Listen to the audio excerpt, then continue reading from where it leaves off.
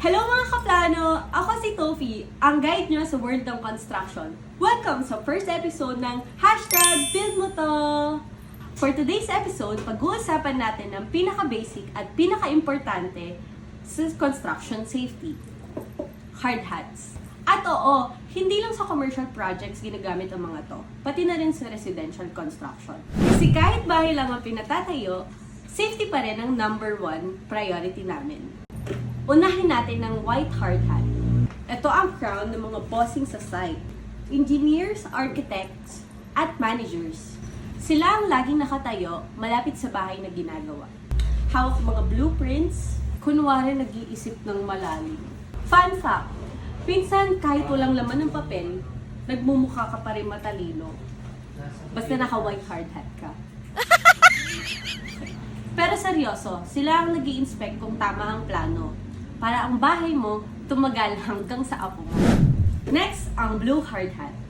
Para to sa mga technicians at supervisors. Ang mga tahimik pero deadly sa site. Akala mo chill lang sila, pero sila ang nagbabantay kung nasusunod ang design at standards. Kung gusto mong siguraduhin walang palya sa bahay mo, sila ang nag-aalaga ng bawat detalye. Salamat Kuya Blue! Kung wala ka, baka magkalik sa banyo. At syempre, ang backbone ng construction. Ang workers na naka-yellow hard hat. Sila ang nagpapawis at nagbubuhat ng lahat. Mula sa semento hanggang hollow blocks. By the way, nakita niyo na yung hollow blocks namin. Kahit binabato, okay lang. Mga naka-yellow, saludo kami sa inyo. Kayod kalabaw sa init ulan at lalo sa overtime. In residential construction, lahat ng kulay ng hard hats may role na ginagampanan.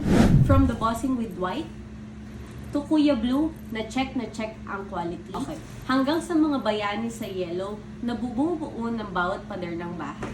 Teamwork talaga yan mga kaplano. So ayun mga kaplano, kapag nakita nyo kami sa site, alam nyo na ang role ng bawat hard hat. Kaya next time, kapag nagpapagawa kayo ng bahay, siguraduhin yung equipped ang team nyo.